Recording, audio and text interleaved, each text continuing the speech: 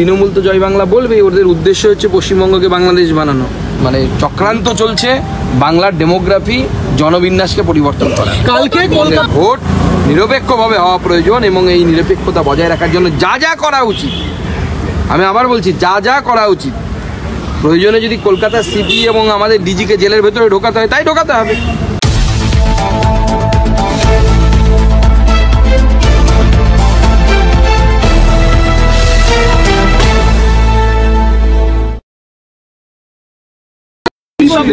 ভালো, ওনাকে হসপিটাল এখন রিলিজ করবে, আমাকে ডাক্তারবাবুরা যা বললেন। গতকাল আপনারা দেখেছেন পুলিশ ওনার উপরে লাঠিচার্জ করে মাথায় একটা বড় অংশ ফুলে গেছিল, ইন্টারনাল ইঞ্জুরি সন্দেহ ছিল, সিটি স্ক্যান করে সেই ইন্টারনাল ইঞ্জুরি পাওয়া যায়নি, তার ফলে আপাতত রোগ।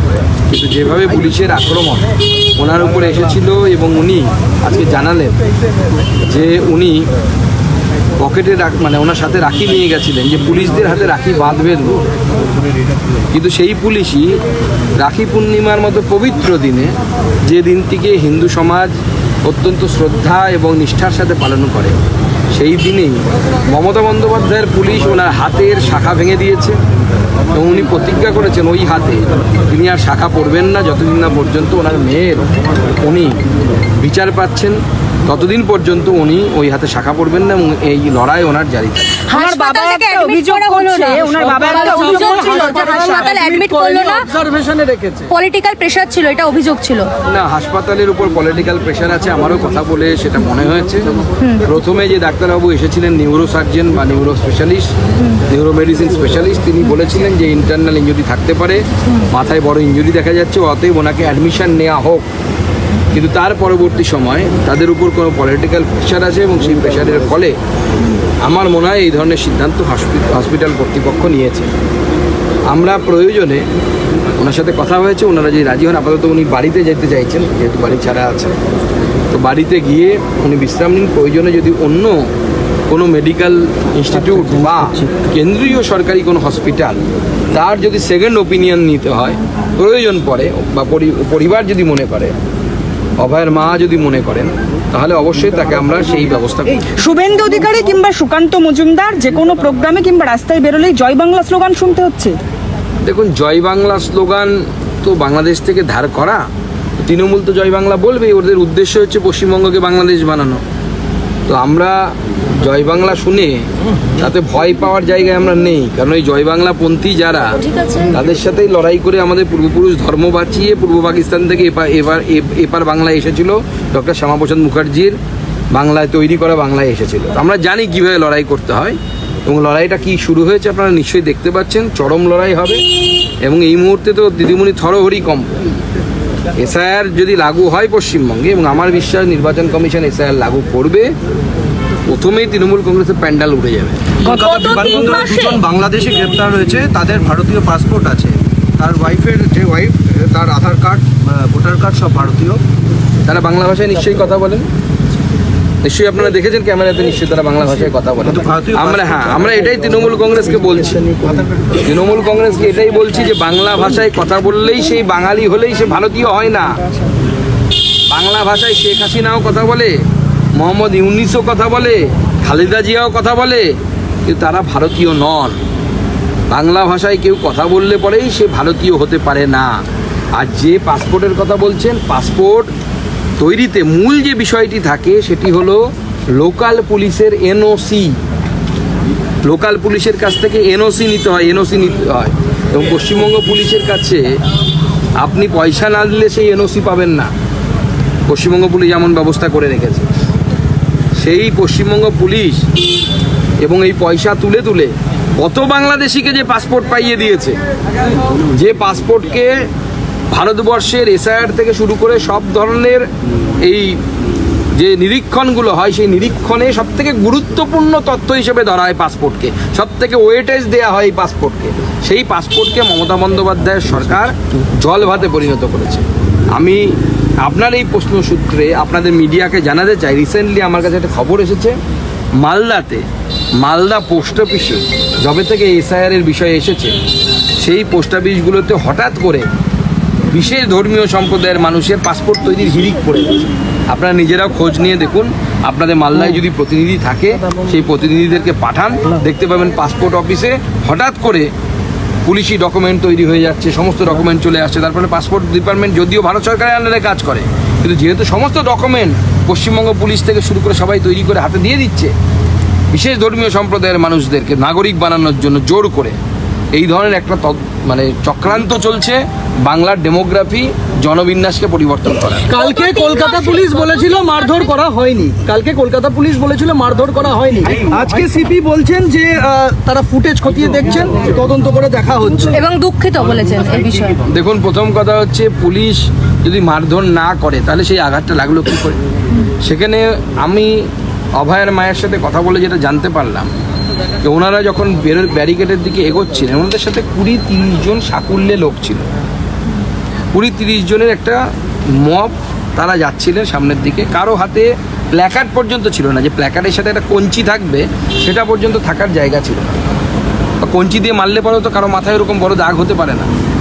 আর যে কথা বলা হচ্ছে যে কেউ ঠেলে ফেলে দিয়েছে বা অমুক, আজকে উনি অভয়ের মা আমাকে স্পষ্ট করলেন যে এটা সম্পূর্ণভাবে মিথ্যে কথা বলা হচ্ছে। পুলিশের লাঠি দিয়ে আঘাত লেগেছে, পুলিশই তাকে এই আঘাত দিয়েছে। কালকে তামান্নার মা এসেছিলেন দেখা করতে অভয়ের মায়ের সাথে, দুজন একই সাথে লড়বেন এই অঙ্গীকার করেছেন। সমস্ত মায়েদেরকে আমি আহ্বান জানাবো, যাদের মেয়েরা এইভাবে ধর্ষিতা হয়েছেন, ধর্ষিত হতে বাধ্য হয়েছে, তাদেরকে বাধ্য করা হয়েছে, বা তাদের মেয়েদের এইভাবে কম্প্রোমাইজ করতে হয়েছে কখনো কলেজের নেতাদের মন রাখতে গিয়ে বা কলেজের নেতাদের কাছ থেকে সামান্য কিছু সুযোগ সুবিধে পাওয়ার জন্য, তাদের সকলকে এক হওয়ার জন্য আগামী দিনে আপনার মেয়েদের ভবিষ্যৎকে, আপনার মেয়েদের ভবিষ্যৎকে যদি সুরক্ষিত করতে হয়, সমস্ত মায়েদেরকে এক হতে হবে। আমরা আমাদের মেয়েদের ইজ্জত 1000 টাকা 1200 টাকায় বিক্রি করতে পারি না। কল্যাণ ব্যানার্জি আজকে বলছেন যে হাইকোর্টের সৌজন্যে নাকি শুভেন্দু অধিকারী বড় ক্রিমিনাল হয়ে উঠেছেন এবং তাকে গ্রেপ্তার করা যাচ্ছে না, আদালতের নির্দেশ রয়েছে।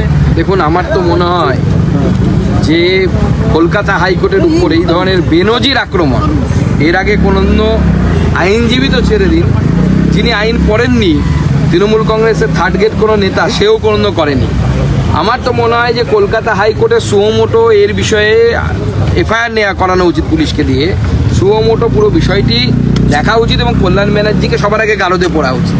নাহলে উনি মহিলা দেখলে যে সমস্ত মন্তব্য করছেন, আগামী দিনে ওনার বাড়ির আশেপাশের মহিলাদেরকে কামড়ে যেন না দেয়, সেটাও তো দেখতে হবে। এই ধরনের বদ্ধ সাপদরা যখন ঘুরে বেড়ায়, পাগল সাপদরা, তাদেরকে নিয়ম আছে, হয় ট্র্যাঙ্কুলাইজার দিয়ে ধরে নিয়ে গিয়ে খাঁচায় বন্দি করতে হয়।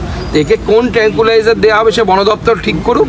আমার মনে হয় একে সবার আগে জেলের ভেতরে ঢোকানো। তেজস্বী যাদব অভিযোগ করছেন বিহারের উপমুখ্যমন্ত্রী বিজয় কুমার সিনহার 2টো এপিক নাম্বার রয়েছে 2টো আলাদা বিধানসভা কেন্দ্রে। তাহলে এই যে প্রতারণা, সেই প্রতারণাটা কে করছে? দেখুন, প্রথম কথা হচ্ছে আপনি ভোটার কার্ডের বা ভোটার লিস্টের নাম আপনি দরখাস্ত দিয়ে নির্দিষ্ট ফর্ম আছে ফিল আপ করে ট্রান্সফার করতে পারেন। সেই নাম ট্রান্সফার হওয়ার পরেও সেখানে যদি নাম থেকে যায়, সেই দায় তো নির্বাচন কমিশন, যে ব্যক্তি তার তো দায় না। কল্যাণ ব্যানার্জি বলছেন যে পুলিশকে গালাগাল করে প্রভোগ করেছেন শুভেন্দু অধিকারী। দেখুন, কল্যাণ ব্যানার্জি যে ধরনের গালাগাল করছেন, তাহলে তো সেই অনুসারে মহুয়া মৈত্র এতদিনে কল্যাণ ব্যানার্জির মাথায় একটা বড় লাঠি দিয়ে বাড়ি মারা উচিত ছিল। শুভেন্দু দা যদি প্রভোগ করে থাকে পুলিশকে, তার থেকে অনেক বেশি গুণ প্রভোকেশনের কাজ কল্যাণ ব্যানার্জি নিজে করেছেন। মহুয়া মৈত্র তো বাঁশ দিয়ে বাড়ি মারেননি কল্যাণ ব্যানার্জির মাথায়, এটা হওয়া উচিত ছিল। তাহলে গত 3 মাসে 500-রও বেশি ইমিগ্রেশন অনুপ্রবেশকারী ধরা পড়েছে বা জাদে এসেছে। এরা মেডিকেল ভিসা নিয়ে আসছে এবং পুনরায় কি বেরিয়ে যাচ্ছে, এই বসতির সঙ্গে মিলে যাচ্ছে। দেখুন, 1971 সালে বাংলাদেশ তৈরি হওয়ার পর প্রথম একটা বড় ইমিগ্রেশন হয়েছে 1947 সালে। 1971 সালে বাংলাদেশ হওয়ার পর থেকে প্রতিনিয়ত সেখান থেকে মানুষ এই ভারতবর্ষে এসে ভোটার কার্ড, আধার কার্ড তৈরি করেছে। এটা সত্য, এটা কেউ অ্যাকসেপ্ট করুন, কেউ হয়তো বালিতে মুখ ঢুকিয়ে থাকতে পারে, কিন্তু এটা অস্বীকার করার জায়গা নেই। আমি যেহেতু সীমান্তবর্তী এলাকার মানুষ, আমি ছোট থেকে ওখানে বড় হয়েছি, স্কুলে পড়েছি। আমরা স্কুলে দেখেছি বছর পর বছর বাংলাদেশ থেকে, আমাদের থেকে একটু বয়সে বড়, তারা এই পাড়া বাংলায় আসতে বাধ্য হবে। এটা ঐতিহাসিক সত্য। তার জন্যই আমাদের কেন্দ্র সরকার সিএ এনেছে, কারণ ওখানে বাঙালি হিন্দুরা থাকতে পারছে না। কি করবে? চোখের সামনে মেয়ের ইজ্জত নিতে দেখবে? সম্ভব? কোনো বাবা মায়ের পক্ষে পালিয়ে আসতে বাধ্য হচ্ছে। সুকান্তদা, একটা প্রশ্ন ক্যামেরা থেকে তাকিয়ে, এসআইআর নিয়ে এবার বিতর্কের মাঝেই শিলিগুড়িতে পোর্টাল চালু করেছে পুলিশ, যেখানে অনুপ্রবেশকারী খোঁজার জন্য পোর্টাল চালু হয়েছে। যদি অনুপ্রবেশকারী নাই থাকে তাহলে পুলিশ কেন পোর্টাল চালু করছে? দেখুন, পুলিশও জানে অনুপ্রবেশকারীতে রাজ্য ভর্তি, সবে নির্বাচন কমিশন টাইট দিতে শুরু করেছে, স্ক্রু ঘোরাচ্ছে সবে। 3টে অবধি সময় দিয়েছে তো চিফ সেক্রেটারিকে, 3টে অবধি সময় দেওয়া আছে ওই 4 জন অফিসার যারা ভোটার লিস্টে কারচুপি করেছিল তাদের বিরুদ্ধে ব্যবস্থা নেওয়ার জন্য। দেখুন না কি হয় ধীরে ধীরে, সবে তো ট্রেলার দেখানো শুরু হয়েছে, এরপর অনেক বাকি আছে ফিল্ম। নির্বাচন কমিশন যদি কড়া হাতে ধরে, এই রাজ্য সরকার ট্যাপু করতে পারবে না এবং 50-এর নিচে সিট নেমে যাবে। কোচবিহারে ভরা বাজারের মধ্যে এক তৃণমূল নেতা তাকে তার ছেলেকে গুলি করে ঝাঁঝরা করে দেওয়া হয়েছে। দেখুন, তৃণমূলের গোষ্ঠীদ্বন্দ্ব, তৃণমূল সব জায়গাতে ওখানে লড়াই হচ্ছে কে পয়সা তুলবে। ওখানে নতুন করে যারা পুরনো তৃণমূল ছিল তাদেরকে সরিয়ে দিয়ে খেদিয়ে দিয়ে নতুন করে ওখানে নেতা হয়ে উঠেছে আপনাদের গুহ মহাশয়, সার্টিফাইড গুন্ডা তৃণমূল কংগ্রেসের। সে ঢুকে এখন তোলাবাজি শুরু করেছে। সে তো ফরওয়ার্ড ব্লক করতো, ফরওয়ার্ড ব্লক থেকে এখন ব্যাকওয়ার্ড ব্লকে চলে গেছে তৃণমূল যার নাম, সেই ব্যাকওয়ার্ড ব্লকে এখন তিনি পলিটিক্স করছে। তো অন্যরা মেনে ছেড়ে দেবে? কিন্তু শুধু কোচবিহার নয়, মালদা, ভাঙড়, প্রত্যেক জায়গাতেই, সব জায়গাতেই হবে। যখনই আপনি অর্থকে জড়িয়ে রাখবেন রাজনীতির সাথে, অর্থ রোজগারকে জড়িয়ে রাখবেন রাজনীতির সাথে, এটাই হবে। চলুন এবার দেখা যাচ্ছে কলকাতা সিটিকে ব্যক্তিগতভাবে এবং বেনজির ভাষায় আক্রমণ করছেন। দল কি এটা সমর্থন করে? দেখুন, দল সমর্থন করে কিনা রাজ্য সভাপতি বলবেন। আমি এখনো ভিডিওটা পাইনি, পেলে পরে শুভেন্দুদার সাথে কথা বলে তারপরে আমি এই বিষয়ে মন্তব্য করতে পারবো। উত্তরপ্রদেশের অভিযান, এটিএস এর অভিযান, সেখানে 2 জন জঙ্গিকে ধরা হয়েছে। পাকিস্তানের কয়েকজন জঙ্গি তারা হ্যান্ডেলার হিসাবে এখানে যোগাযোগের সূত্রও পাওয়া গেছে। দেখুন, উত্তরপ্রদেশের পুলিশকে নিয়ে চিন্তা করার প্রয়োজন নেই। ওখানে যোগী বাবা আছে, ধরা পড়লেই যোগী ট্রিটমেন্ট। ওখানে আঙ্গুর বাবা না লাঙ্গুর বাবা কি একটা ছিল, দেখেছেন, বুলডোজার দিয়ে তার সমস্ত বাড়িঘর উড়িয়ে দেওয়া হয়েছে। সেখানে তিনি সংস্থা তৈরি করে রেট তৈরি করেছিলেন, হিন্দু মেয়েকে ধর্মান্তরিত করলে এত লাখ টাকা, ব্রাহ্মণ হলে এত, ক্ষত্রিয় হলে এত, এরকম চক্র চলছিল। ওখানে যোগী বাবা আছে, তিনি শেহবাগের মতো খেলছেন, চিন্তা নেই। বল পেলে পরে, ফুলটস পেলে পরে বাউন্ডারির বাইরে। এরকম যত জঙ্গি সঙ্গী যা আছে, জঙ্গিদের সঙ্গী যারা আছে, তাদের সবাইকে বাউন্ডারির বাইরে পাঠানোর ব্যবস্থা যোগী বাবা করে দেবেন, চিন্তা নেই। 26-এ ওই ধরনেরই সরকার আপনারা বাংলায় দেখতে পাবেন। যা বল পড়বে ফুলটস, সোজা একদম বাউন্ডারি, 4 কাটার উপর। সাইকেল মিছিল করার জন্য অভয় মঞ্চের 2 সিনিয়র ডাক্তার এবং একজন ডাক্তারের ড্রাইভারকে পর্যন্ত নোটিশ পাঠিয়েছে ঠাকুরপুকুর থানা এবং এফআইআর হয়েছে। দেখুন, যেভাবে থানাগুলো কাজ করছে না, আগামী দিনে আমার মনে হয় থানার আইসি ওসিদেরকে ওনাদের বাড়ির লোকেরা বাড়িতে ঢুকতে দেবে না। নির্লজ্জতারা চরম জায়গায় চলে গেছে। হ্যাঁ, অথবা স্ত্রীরা পেছনে প্ল্যাকার্ড নিয়ে ঘুরবে, আমি অমুক থানার আইসি স্ত্রী নই আজ থেকে, এভাবে ঘোষণা করে এই জায়গায় অবস্থায় পৌঁছে যাচ্ছে। মমতা বন্দ্যোপাধ্যায়ের দলদাসে পরিণত হয়ে গেছে থানার পুলিশগুলো। জনগণ কিন্তু ছাড়বে না, জনগণ কিন্তু সব দেখছে। দাদা, একটা শেষ প্রশ্ন, আইপ্যাক থেকে কি চুক্তিভিত্তিক যারা বিএলও তাদেরকে নিয়োগ করা হচ্ছে? কারণ শুভেন্দু অধিকারী এরকম একটু অভিযোগ করছেন যে মুর্শিদাবাদের লালগোলায় এরকমের বিএলও ভরে গেছে।